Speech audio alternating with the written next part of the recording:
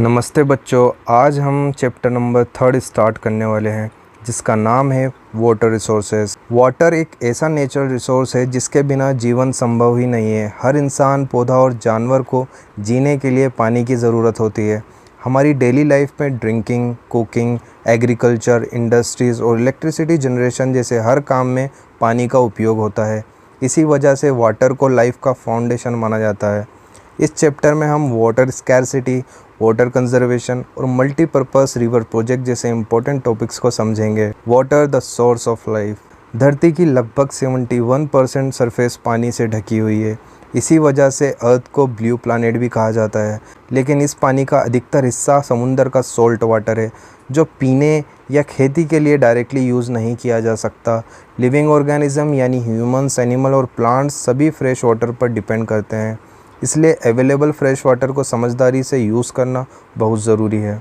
Distribution of water on earth के total water का 97% salt water है जो ओशन और सी में पाया जाता है। सिर्फ 3% फ्रेश वाटर है, लेकिन इस फ्रेश वाटर को भी अधिकतर हिस्सा ग्लेशियर, आइस कैप्स और ग्राउंड वाटर के रूप में स्टोर होता है। रिवर्स और लेक्स में बहुत ही कम फ्रेश वाटर अवेलेबल होता है। इसी लिमिटेड फ्रेश वाटर से दुनिया की अधिकतर पॉपुलेशन की ज़रूरतें पूरी होती हैं। इसलिए हर बूंद का सही उपयोग करना ज़रूरी है। Why is water becoming scarce? Water scarcity के कई मेजर रीजंस हैं। पॉपुलेशन ग्रोथ के कारण पानी की डिमांड लगातार बढ़ रही है। अर्बनाइजेशन की वजह से नए सिटीज़ और कॉलोनीज़ में वाटर कंजप्शन बढ़ गया है। इंडस्ट्रियलाइजेशन में फैक्ट्रीज बहुत अधिक पानी का उपयोग करती हैं और कई बार वाटर पोल्यूशन भी बढ़ाती हैं। एग्रीकल्चर में इरिगेशन के लिए ग्राउंड वाटर का एक्सेसिव यूज़ होता है। इसके अलावा वाटर पोल्यूशन भी फ्रेश वाटर को यूज़ के लायक नहीं छोड़ता। ये सब मिलकर वाटर स्कैरसिटी की प्रॉब्लम को और बढ़ा देते हैं। What is water scarcity? Water scarcity का मतलब है जब पानी की डिमांड अवेलेबल सप्लाई से ज़्यादा हो जाए। इसका एक रीज़न अनइक्वल डिस्ट्रीब्यूशन है, क्योंकि हर रीजन में बराबर रेनफॉल नहीं होती। दूसरा reason over use of ground water है, जिससे वाटर टेबल नीचे चली जाती है। पॉल्यूशन के कारण भी अवेलेबल फ्रेश वाटर काफ़ी हद तक अनयूजेबल हो जाता है। इसके अलावा क्लाइमेट चेंज रेनफॉल पैटर्न को प्रभावित करता है, जिससे कई एरियाज़ में ड्रॉट और वाटर शॉर्टेज बढ़ जाती है। इसलिए वाटर स्कॉर्सिटी एक नेचुरल और ह्यूमन मेड दोनों तरह की प्रॉब्लम है। Need for water conservation. Fresh water की मात्रा बहुत लिमिटेड है, जबकि पॉपुलेशन और वाटर डिमांड लगातार बढ़ रही है। इसीलिए वाटर कंजर्वेशन की ज़रूरत है। पानी बचाने से फ्यूचर जनरेशन के लिए भी सफिशिएंट वाटर अवेलेबल रहेगा। एग्रीकल्चर, इंडस्ट्री और डेली लाइफ सभी वाटर पर डिपेंड करते हैं। अगर हम आज पानी को समझदारी से यूज़ करेंगे तभी सस्टेनेबल डेवलपमेंट का गोल अचीव किया जा सकता है। इसलिए हर बूंद को बचाना हमारी जिम्मेदारी है। How can we save water?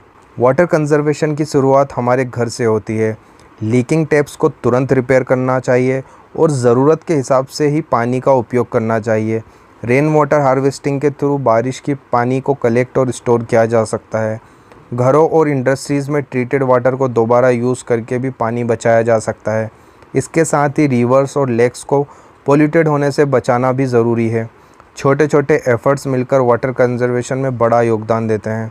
Multipurpose river project. Multipurpose river project के उद्देश्य एक ही प्रोजेक्ट से कई ज़रूरतें पूरी करना होता है। डैम्स के माध्यम से पानी को स्टोर करके खेतों तक इरिगेशन के लिए पहुंचाया जाता है। इन प्रोजेक्ट से हाइड्रो इलेक्ट्रिसिटी पावर जनरेट होती है, जो एक क्लीन सोर्स ऑफ एनर्जी है। इसके अलावा ये drinking water supply, flood control और नेविगेशन में भी मदद करते हैं। इसकी वजह से इन्हें मल्टीपर्पस प्रोजेक्ट कहा जाता है। Benefits of dams. डैम्स बारिश के पानी को स्टोर करके साल भर वाटर सप्लाई बनाए रखते हैं। इनसे हाइड्रो इलेक्ट्रिसिटी जनरेट होती है, जो इंडस्ट्रीज़ और घरों तक बिजली पहुंचाती है। इरिगेशन फैसिलिटीज़ बढ़ने से एग्रीकल्चर प्रोडक्शन में भी वृद्धि होती है। डैम्स फ्लड्स कंट्रोल में मदद करते हैं और कई सिटीज़ को ड्रिंकिंग वाटर भी प्रोवाइड करते हैं। इसके अलावा फिशरीज़ और टूरिज़्म को भी बढ़ावा मिलता है, जिससे लोकल इकोनॉमी का फ़ायदा होता है। डैम्स के बहुत से बेनिफिट्स हैं, लेकिन कुछ चैलेंजेस भी हैं। बड़े डैम्स बनाने के लिए कई विलेजेस और फॉरेस्ट को पानी में डुबाना पड़ता है, जिससे लोगों का डिस्प्लेसमेंट होता है और बायोडाइवर्सिटी पर भी असर पड़ता है। इसी वजह से डैम्स के एडवांटेजेस और डिसएडवांटेज दोनों को समझना ज़रूरी है। एडवांटेजेस। मल्टीपर्पज़ रिवर प्रोजेक्ट का सबसे बड़ा फ़ायदा इरिगेशन है, जिससे साल भर खेतों को पानी मिलता है और एग्रीकल्चर प्रोडक्शन बढ़ता है। ये हाइड्रो इलेक्ट्रिसिटी पावर जनरेट करते हैं, जो रिन्यूएबल और पोल्यूशन फ्री एनर्जी का सोर्स है। डैम्स ड्रिंकिंग वाटर सप्लाई और इंडस्ट्रीज़ के लिए भी पानी प्रोवाइड करते हैं। फ्लड कंट्रोल में भी ये काफ़ी यूज़फुल होते हैं, क्योंकि एक्स्ट्रा पानी को रिजर्वेयर्स में स्टोर किया जा सकता है। इसके अलावा नेविगेशन और फिशरीज़ को भी बढ़ावा मिलता है। Disadvantages of multipurpose river project. जितने फ़ायदे हैं उतने ही कुछ समस्याएं भी हैं। बड़े डैम्स बनाने के लिए गांव और फॉरेस्ट को डुबाना पड़ता है, जिससे लोगों का डिस्प्लेसमेंट होता है। फॉरेस्ट के डूबने से बायोडाइवर्सिटी और वाइल्ड लाइफ को नुकसान पहुंचता है। नदियों के नेचुरल फ्लो में बदलाव आता है, जिससे एक्वाटिक लाइफ भी प्रभावित होती है। डैम्स का कंस्ट्रक्शन बहुत महंगा होता है और कई बार रिजर्वोयर्स में मिट्टी जमा होने से उनकी कैपेसिटी भी कम हो जाती है। Why are dams oppose? कई एनवायरमेंटलिस्ट और लोकल कम्युनिटी बड़े डैम्स के विरोध करते हैं। उनका मानना है कि डेवलपमेंट ज़रूरी है, लेकिन एनवायरमेंट और लोगों की लाइवलीहुड की कीमत पर नहीं। डैम्स की वजह से फॉरेस्ट और वाइल्ड लाइफ हैबिटेट प्रभावित होते हैं। बहुत से लोग अपनी ज़मीन और घर खो देते हैं। इसीलिए आज सस्टेनेबल और इन्वायरमेंट फ्रेंडली वाटर मैनेजमेंट पर ज़्यादा जोर दिया जाता है। Rain water harvesting. Rain water harvesting का मतलब है बारिश के पानी को कलेक्ट करके फ्यूचर यूज़ के लिए स्टोर करना। इस पानी को ग्राउंड वाटर रिचार्ज करना, डोमेस्टिक यूज़ और एग्रीकल्चर में इस्तेमाल किया जा सकता है। इस टेक्निक से वाटर स्कैरसिटी कम होती है और ग्राउंड वाटर लेवल भी इम्प्रूव होता है। आज कई स्कूल्स, हाउसेस और ऑफिसेस में रेन वाटर हार्वेस्टिंग सिस्टम लगाए जा रहे हैं। Importance of rain water harvesting. Rain water harvesting से बारिश का पानी वेस्ट होने की बजाय स्टोर हो जाता है। इससे ग्राउंड वाटर रिचार्ज होता है और बोरवेल में पानी का लेवल बना रहता है। ये फ्लड्स के इम्पैक्ट को भी कुछ हद तक कम कर सकता है, क्योंकि रेन वाटर डायरेक्टली ड्रेन में नहीं जाता। ये एक लो कॉस्ट और इको फ्रेंडली मेथड है जो विलेज और सिटीज़ दोनों के लिए उपयोगी है। Traditional water harvesting methods. Bharat में प्राचीन समय से लोग पानी बचाने के अलग अलग ट्रेडिशनल मेथड्स का उपयोग करते आए हैं। राजस्थान के जोहड्स और टंकास, गुजरात के कुंड्स और पुरानी बावड़ीज इसका अच्छा एग्जाम्पल है।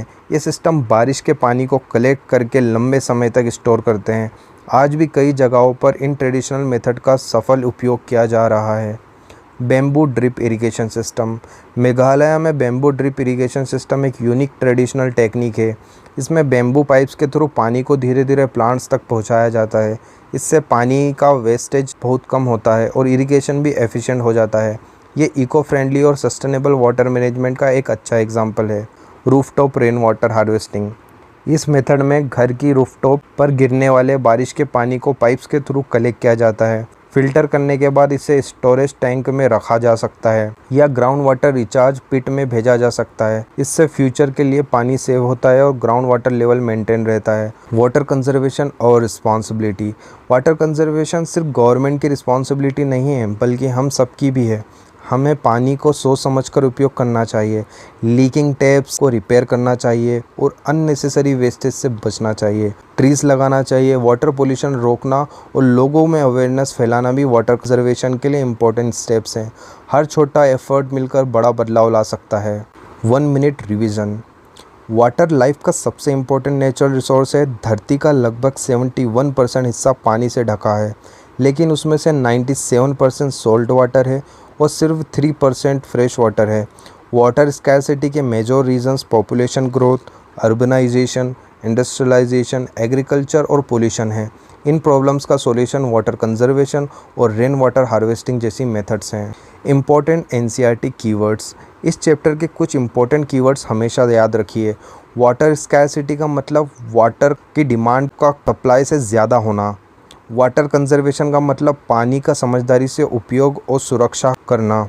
रेन वाटर हार्वेस्टिंग बारिश के पानी को कलेक्ट और स्टोर करने की टेक्निक है।